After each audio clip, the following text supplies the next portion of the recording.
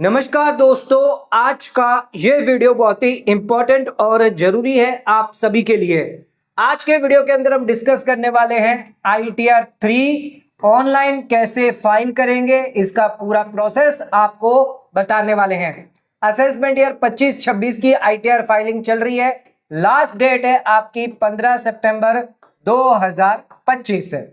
अगर आपको capital gain से इनकम हुई है, F&O हो गया, इंट्राडे ट्रेडिंग अगर आपने करी है, या इसके अलावा अगर आपने शेयर्स ट्रेडिंग करी है इक्विटी में या फिर म्यूचुअल फंड में, इसी के साथ क्या अगर आपका बिजनेस इनकम है या प्रोफेशन इनकम है, तो उसके लिए आप ITR 3 जो है वो फाइल कर सकते हैं। ITR 3 मेनली बिजनेस वालों के लिए होती है। F&O भी अपना बिजनेस में आता है और इंट्राडे भी आपका बिजनेस में आ जाता है। इसके अलावा अगर आपको पेंशन मिली हो, रेंट मिला हो, सैलरी मिली हो, या डिविडेंड मिला हो, या कोई अदर सोर्स से इनकम हो, गेमिंग की इनकम है, वो भी आप इसमें दिखा सकते हैं। तो ध्यान रखिएगा, ITR 3 बहुत ही इंपॉर्टेंट फॉर्म है जो ऑनलाइन आ चुका है। अब इसको कैसे फिलअप आपको करना है, एक एक डिटेल के साथ आज के इस वीडियो के अंदर डिस्कस करेंगे।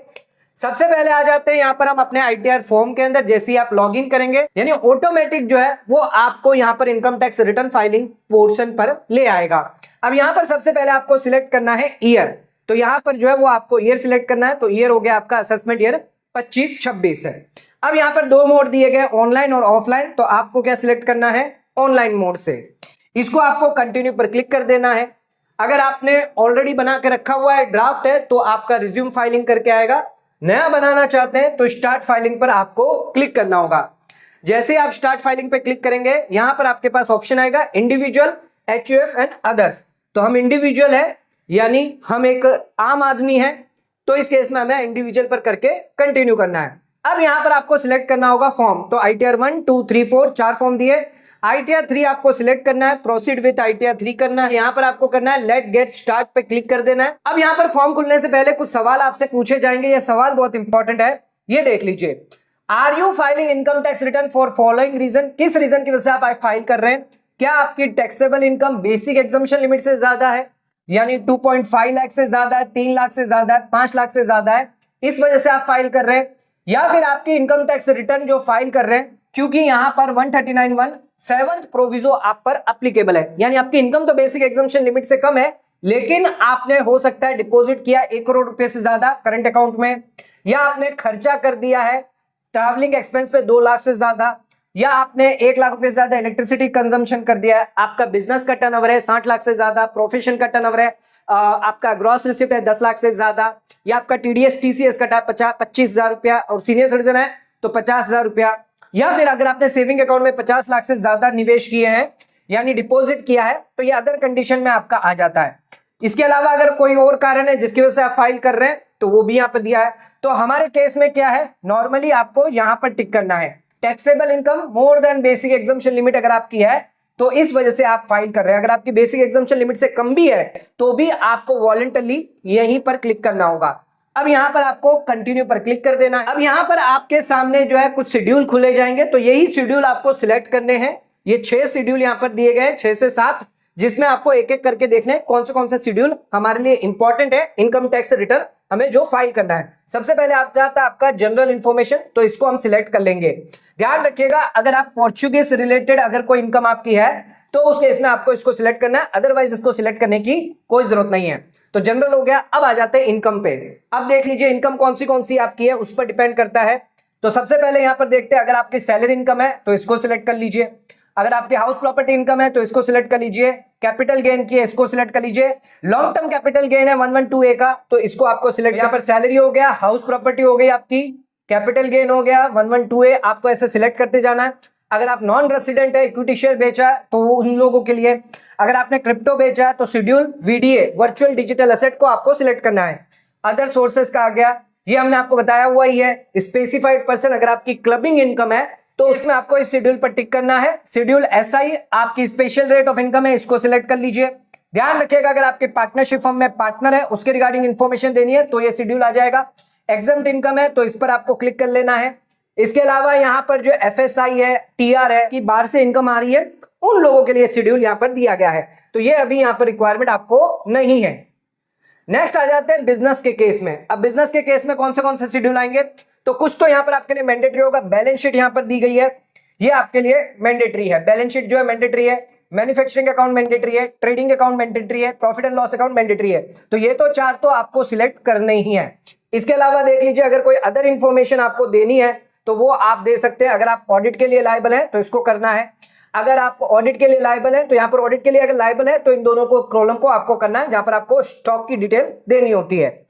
यहां पर आपका मैंडेटरी आ जाएगा शेड्यूल बीपी। आज साइंटिफिक रिसर्च रिलेटेड को एक्सपेंडिचर किया है तो उसको करिए। आईसीडीएस को डिस्क्लोजर अगर करना है तो उसके लिए सिलेक्ट करिए। टीपीएसए, इसके लिए अगर आपको करना है जीएसटी टर्नओवर अगर आपका है तो ध्यान रखिएगा, जीएसटी टर्नओवर ग्रॉस रिसिप्ट अगर आप जीएसटी में रजिस्टर्ड है तो उस केस में आपको यहां पर सिलेक्ट करना होगा। ये अब हमने सिलेक्ट कर लिया अपना बिजनेस इनकम भी। अब देखते हैं डेप्रिसिएशन। तो डेप्रिसिएशन अगर आप पर एप्लीकेबल है तो ये शेड्यूल जो है वो आपको सिलेक्ट करने हैं। अगर आप बिजनेस में है, किसी एसेट्स का डेप्रिसिएशन क्लेम करना चाहते हैं तो उसके लिए आप शेड्यूल सिलेक्ट कर सकते हैं। प्लांट एंड मशीनरी हो गया, डेप्रिसिएशन ऑफ अदर एसेट्स होंगे, कैपिटल गेन है, ये भी सारा यहां पर आ जाता है। नेक्स्ट आ जाता है डिडक्शंस। तो जो डिडक्शन आपको लेने हैं, जैसे ATG, ATGGA, ATIA, ATIB, ATI, ATD, ATC, ATE, ATEA, ATEB, U आ गया आपका, डबल डी आ गया, जीजीसी आ गया, पॉलिटिकल कंट्रीब्यूशन।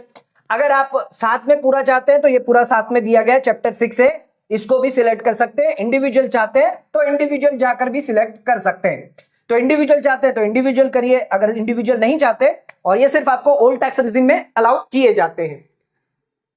नेक्स्ट आ जाते हैं यहां पर टैक्स में, देख लेते हैं टैक्स में कौन सा आ जाता है। तो 3 मैंडेटरी दी गए हैं, पहला, दूसरा, तीसरा। चौथा मैंडेटरी नहीं है, इसको हम अनसिलेक्ट कर देते हैं। इसोप का केस आ जाता है यहां पर। नेक्स्ट आ जाते हैं यहां पर, अगर आपका set of losses carry forward है, ब्रॉड फॉरवर्ड लॉसेस है, इसको आपको सिलेक्ट करना है। एएमटी एप्लीकेबल नहीं है। एएमटीसी ये भी आप हटा दीजिए। अगर आपका मैट क्रेडिट है तो ये यहां पर आपको आ जाएगा। फॉरेन एसेट्स इनकम है तो आपको ये शेड्यूल सिलेक्ट करना है। अगर फॉरेन एसेट इनकम नहीं है तो उस केस में आपको सिलेक्ट नहीं करना। अगर आपकी टोटल इनकम 1 करोड़ से ज्यादा है तो कुछ एसेट्स और लायबिलिटी की डिटेल आपको देनी होती है, तो यहां पर आप सिलेक्ट करके उस डिटेल दे सकते हैं। अगर आपकी टोटल इनकम 1 करोड़ से ज्यादा है तो ये सभी शेड्यूल जो आपको सिलेक्ट कर लेना है एक एक करके।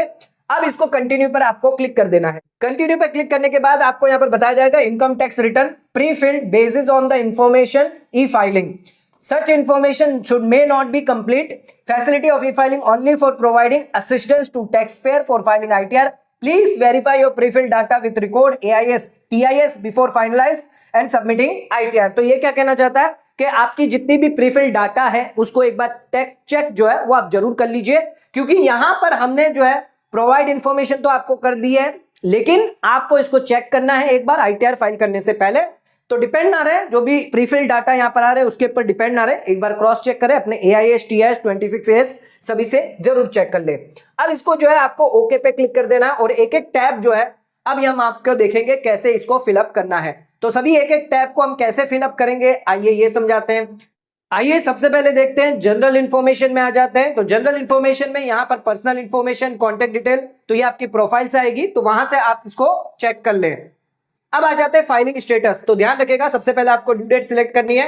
तो यहाँ पर 31 जुलाई और एक्सटेंडेड पीरियड जो है वो सिलेक्ट करना है। 139(1) आपको सिलेक्ट करना है। नीचे आ जाना। अब यहाँ पर आपसे सवाल पूछे जाएंगे। ध्यान रखिएगा अगर आपकी बिजनेस इनकम है तो उस केस में आपको यहाँ पर सेट ए क्वेश्चन में जाना होगा, यानी सेट ए के अंदर जाना है अगर आपकी बिजनेस इनकम है। बिजनेस इनकम नहीं है तो उस केस में आप सेट बी के अंदर जा सकते हैं। तो यहाँ पर आपसे सवाल पूछा जाएगा, have you exercised option 115 BAC subsection 6 opting out of new tax regime. क्या आप ओल्ड टैक्स रिजिम में जाना चाहते हैं? अगर जाएंगे, यानी पिछले साल क्या आपने ओल्ड टैक्स रिजिम ऑप्ट करी थी, तो हमारे केस में हमने सबसे पहले आपको यहाँ पर सेट ए पर क्लिक कर लेना है एंड यहाँ पर आपको जो है वो सिलेक्ट करना है नो पे। नो पे करेंगे तो उस केस में आपको फॉर्म बी की डिटेल नहीं देनी होगी। अगर आप यस पे क्लिक करेंगे तो पिछले साल आपने 10 IE जमा किया होगा ओल्ड टैक्स रिजिम जाने के लिए, तो उसकी डिटेल आपको देनी पड़ेगी। अब आपको यहां पर पूछा जाएगा करंट ईयर में क्या आपको income tax, new income tax में जाना है या ओल्ड इनकम टैक्स में जाना है, यह आपसे पूछा जाएगा। यहां पर क्या पूछा जा रहा है, do you wish to opt out new tax regime for current assessment year, यानी 25-26 में क्या आपको ओल्ड टैक्स रिजिम में जाना है, न्यू टैक्स रिजिम से बाहर रहना है, आप करेंगे नो। अगर आप न्यू टैक्स रिजीम कर रहे हैं तो नो करेंगे, अगर ओल्ड में जाना है तो आपको यस करना होगा। यस करते ही आपको फॉर्म यहां पर दिखाई देगा, फॉर्म की डेट, एक्नॉलेजमेंट नंबर यहां पर आपको देना होगा, 10IA फॉर्म आपको जमा करना होगा अगर आप ओल्ड टैक्स रिजीम में जाते हैं। तो यहां पर हम नो पर क्लिक कर देते हैं क्योंकि हम यहां पर न्यू टैक्स रिजीम के हिसाब से देखेंगे। अब यहां पर आपको नीचे आ जाना, आपको रेसिडेंशियल स्टेटस सिलेक्ट कर लेना है, रेसिडेंट। इसके बाद यहां पर आ जाना और पहला वाला जो है वो आपको सिलेक्ट करना है, आप पिछले 1 साल से यानी 182 डेज या उससे ज्यादा आप अगर हैं इंडिया में तो आपको सिलेक्ट करना है। अब ये नो तो ऑटोमेटिक सब सिलेक्ट होकर आ जाएंगे। अगर आप डायरेक्टर है तो यस करिए, अदरवाइज नो। अगर आप पार्टनर है किसी फर्म में तो यस, अदरवाइज आपको नो सिलेक्ट करना है। आप देखिए FPI नहीं है, जहां जो डिटेल मांगी जा रही है नो करते जाइए। नीचे आ जाइए ऑडिट इंफॉर्मेशन। अब ऑडिट इंफॉर्मेशन दीजिए, क्या आपका बिजनेस बुक्स ऑफ अकाउंट आपको मेंटेन करना है, अगर करना है तो यस, अदरवाइज नो पर क्लिक करना है। क्या आप यहां पर डिक्लेयर इनकम कर रहे हैं 44AD यानी प्रेजेंटिव बेस पर सिर्फ कर रहे हैं तो यस करें, अदरवाइज आपको नो करना है। नो करते ही आपसे सवाल पूछा जाएगा, क्या आपका जो टर्नओवर है वो 1 करोड़ से और 10 करोड़ के बीच में है? आप कहेंगे अगर 1 करोड़ से कम है तो आपको ये करना है, 10 करोड़ के अंदर है तो आपको ये करना है, और 1 करोड़ और 10 करोड़ के बीच में है तो आपको यस सिलेक्ट करना है। हम यहाँ पर नो पर सिलेक्ट करते हैं। अब यहाँ पर आपसे पूछा जाएगा, क्या are you liable for audit 44AB? No, हम लाइबल नहीं है। नेक्स्ट आ जाते हैं, यहाँ पर आपको जो है नेचर ऑफ बिजनेस पूछा जाएगा, तो आप यहां पर ऐड करके नेचर ऑफ बिजनेस डाल सकते हैं। तो ध्यान रखिएगा, यहां पर जो भी आपका नेचर ऑफ बिजनेस है, कोड जो है वो यहां पर दिए गए हैं। अगर आपका F&O है, इंट्राडे है, स्पेकुलेटिव इनकम की है, तो लास्ट में आप यहां पर देख सकते हैं, आपको सारे कोड दिखाई देंगे स्पेकुलेटिव रिलेटेड। तो यहां पर आप देख सकते हैं, जैसे कि आपका ये हो गया फ्यूचर एंड ऑप्शन। अगर आप फ्यूचर एंड ऑप्शन में करते हैं, इंट्राडे ट्रेडिंग करते हैं, शेयर सिक्योरिटी शेयर्स में करते हैं, तो ये कोड आपको सिलेक्ट करने होंगे। अगर आपका नॉर्मल बिजनेस है तो उसके हिसाब से आपको सिलेक्ट करना है, अगर आपका प्रोफेशन है तो उसके हिसाब से आपको यहां पर करना होगा। कोड डाल दीजिए, ट्रेड नेम आ जाएगा और डिस्क्रिप्शन आपसे यहां पर मांगा जाएगा। बैक कर देते हैं, हमारी ये सारी इंफॉर्मेशन हो गई है। बैंक डिटेल है, वो आपकी बैंक डिटेल ऑलरेडी पहले से दी होगी, आपने अटैच करके रखी है, अगर नहीं किया है तो ऐड कर लीजिए। अब इसको कंफर्म पे आपको क्लिक कर देना है। कंफर्म पर क्लिक करेंगे तो जनरल इंफॉर्मेशन की कैटेगरी हमारी कंप्लीट हो चुकी है। आइए अब सब बाकी के जो हेड ऑफ इनकम है उसको कैसे फिलअप करना है, उसमें क्या क्या डिटेल मांगी जाएगी, आइए वो जान लेते हैं। यहाँ पर आ जाते हैं, जनरल इंफॉर्मेशन तो हमारे हो गई है, ये हो गया हमारा कंफर्म। सबसे पहले यहाँ पर आ जाते हैं शेड्यूल सैलरी। अगर आपको सैलरी आ रही है तो उसके अंदर क्या डिटेल आपको डालनी होगी, ग्रॉस सैलरी पे आना है, एड अनदर पर आपको क्लिक करना है। एड अनदर के अंदर आप यहाँ पर जो है एम्प्लॉयर का नाम आ जाएगा, नेचर ऑफ एम्प्लॉयर आ जाएगा, सेंट्रल गवर्नमेंट है, स्टेट गवर्नमेंट है, पब्लिक सेक्टर है, पेंशनर है, तो ये आपको सिलेक्ट कर लेना है। 10 ऑफ एम्प्लॉयर आ जाएगा, एड्रेस आ जाएगा, town city state pin code, ये सभी आ जाएंगे। अब यहाँ पर जो है आपको जो सैलरी होगी फॉर्म 16 के हिसाब से या AIS में आपको जो दिख रही है तो उसके हिसाब से आप कर सकते हैं। Basic salary, DNS allowance, conveyance, HRA, leave encashment, ये सारे अलाउंसेस साथ में आपके आ जाते हैं। ग्रेचुटी हो गई, commuted pension, advance of salary, leave encashment, other, तो आपको यहां पर सिलेक्ट कर लेना है। तो अगर बेसिक सैलरी है तो बेसिक सैलरी सिलेक्ट करके यहां पर आपका अमाउंट आ जाएगा। यहां पर इसको एक बार हम सिलेक्ट कर देते हैं। अगर आपको कोई और सिलेक्ट करा तो वो भी कर सकते हैं, परक्यूजिट है तो वो भी आप ऐड पर कर सकते हैं। इसके अलावा अगर आपको कोई रिटायरमेंट बेनिफिट मिला है, ग्रॉस सैलरी यहां पर हो गई, तो ग्रॉस सैलरी आपकी यहां पर टोटल निकल कर आ जाएगी, जो भी आप सैलरी बेसिक सैलरी लिख रहे हैं। अब इसमें आ जाते हैं, कोई अलाउंसेस आपको लेने हैं, ओल्ड टैक्स रिजीम में आपको अलाउ होते हैं, तो यहाँ पर अलाउंस आपको दिख जाएंगे। ये हमने न्यू टैक्स रिजीम का खोला हुआ, तो न्यू टैक्स रिजीम में क्या क्या अलाउंस मिलेंगे, तो 10/7, 10/10 का डेथ ऑफ ग्रेचुटी अगर मिली है तो उसका मिल जाएगा, ट्रांसपोर्ट अलाउंस मिल जाएगा आपको, रेम्यूनरेशन आपको मिल जाएगा अगर आप हाई कमीशन से हैं। इसके अलावा 1014I के अलाउंस आपको मिल जाएंगे। ध्यान रखिएगा 1014I के अंदर न्यू टैक्स रिजीम में भी आपको अलाउंस मिल जाएंगे। एनी अदर अलाउंस है या 1010B के अलाउंसेस है, तो ये सारे अलाउंस यहाँ पर दिए गए हैं, जो भी आपके रिलेटेड अलाउंस है वो आपको यहाँ पर मिल जाएंगे। बैक कर लेते हैं इसमें। अब यहाँ पर आ जाते हैं डिडक्शन। यहाँ पर आप देखिए ओल्ड टैक्स रिजीम में आपको एंटरटेनमेंट अलाउंस, प्रोफेशनल टैक्स मिल जाता है, स्टैंडर्ड डिडक्शन 50,000 का मिलता है, लेकिन न्यू टैक्स रिजीम में सिर्फ आपको स्टैंडर्ड डिडक्शन ही अलाउ होता है। यहाँ पर आपको एंटरटेनमेंट या प्रोफेशनल टैक्स अलाउ नहीं होता है। ये सभी डिटेल डालने के बाद आपको जो है यहाँ पर कंफर्म पर क्लिक कर लेना है। कंफर्म पर क्लिक करने के बाद आपकी ये डिटेल जो है वो सेव हो जाएगी, तो इसको कंफर्म पर क्लिक कर देते हैं। नेक्स्ट आ जाते हैं अपने हाउस प्रॉपर्टी पे। तो अगर आपने रेंट इनकम आ रही है तो यहाँ पर ऐड अनदर पर क्लिक कर देना है। जैसे ही क्लिक करेंगे यहाँ पर आपको address, town, city, state, pin code, ये डिटेल देनी है। ओनर ऑफ प्रॉपर्टी देनी है, खुद है, माइनर है, स्पाउस है, जो भी ओनर है उसकी डिटेल आपको देनी है। प्रॉपर्टी ज्वाइंट में है तो उसकी डिटेल दे दीजिए। टाइप ऑफ हाउस प्रॉपर्टी क्या है, सेल्फ ऑक्यूपाइड है, डीम्ड लेट आउट है या लेट आउट है, तो वो आपको सिलेक्ट कर लेना है। कितना ग्रॉस रेंट आपको पूरे साल में मिला है, अगर कोई म्युनिसिपल टैक्सेस पे किए हैं तो वो आपका आ जाएगा।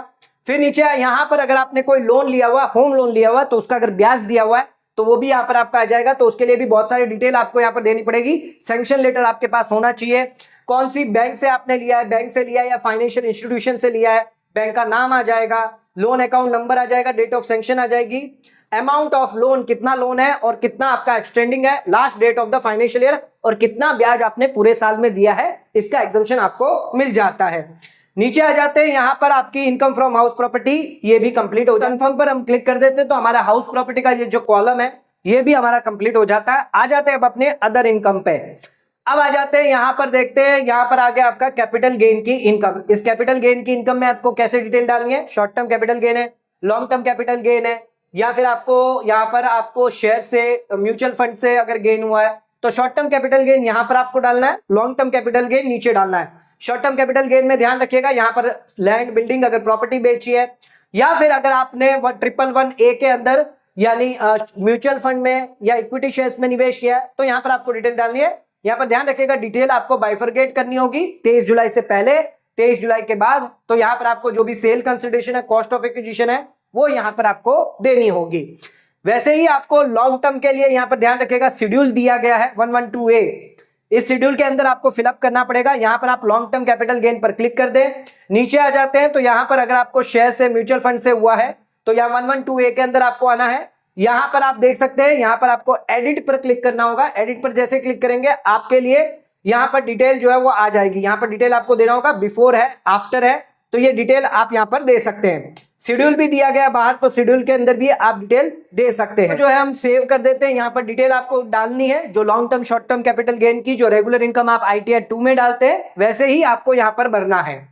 अब आ जाते हैं अपने अगले शेड्यूल पे, schedule 112A long term capital gain का जो देखा था उसकी डिटेल आपको यहाँ पर ऐड अंदर पर क्लिक कर देनी है। आपको ये पूरी डिटेल डालनी है, कब शेयर एक्वायर किया था, नंबर ऑफ शेयर कितने थे, सेल प्राइस कितनी थी, कंसिडरेशन कितना था, cost of acquisition, fair market value, कोई एक्सपेंस किया है, तो ये सब पर इसको क्लिक कर देते हैं तो ये भी हमारा जो है पोर्शन कंप्लीट हो गया।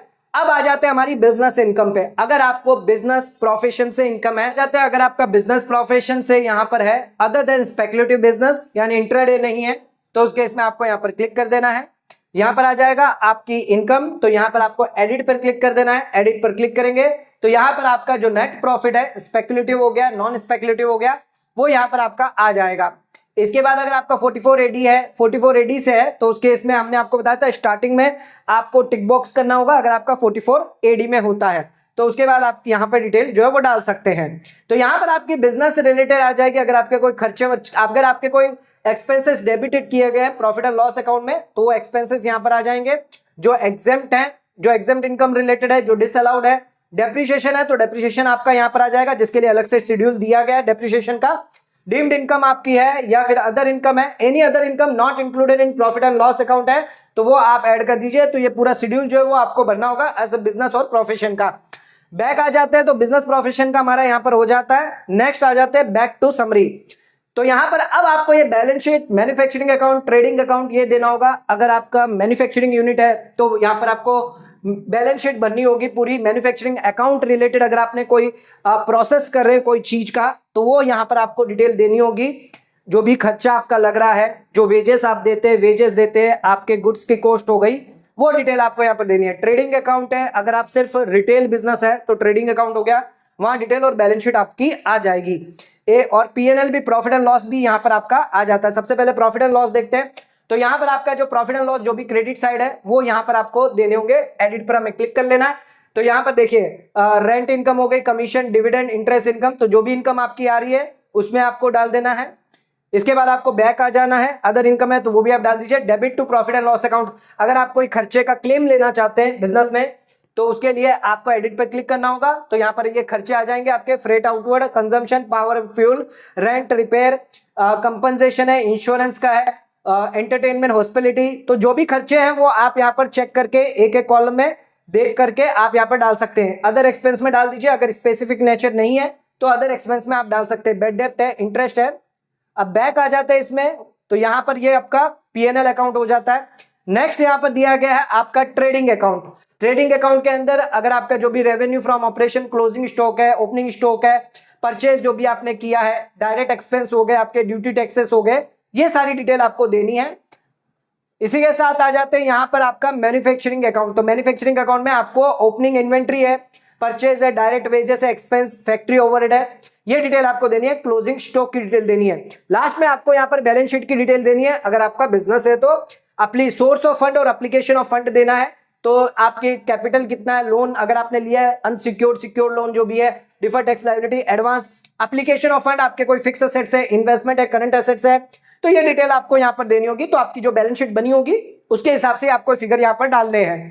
तो ये हमारा यहाँ पर कंप्लीट हो जाता है। हाउस प्रॉपर्टी कंप्लीट हो जाती है, इनकम फ्रॉम बिजनेस प्रोफेशन आपका कंप्लीट हो जाता है। वर्चुअल डिजिटल असेट, ध्यान रखिएगा अगर आपके क्रिप्टो की इनकम है तो यहाँ पर आपको दिखानी है।